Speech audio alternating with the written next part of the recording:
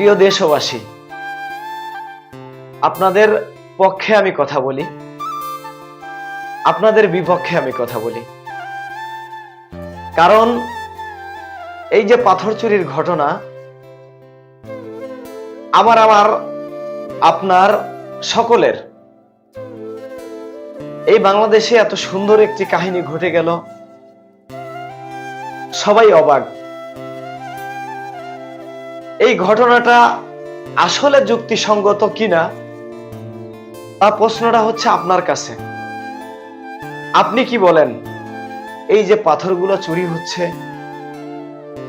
একজন পুলিশ প্রশাসনের কাছ থেকে, বিজিবির কাছ থেকে তারা ঘুষ নিচ্ছে, টাকা খাচ্ছে, তারপরে তারা এই মালগুলা ডেলিভারি দিচ্ছে।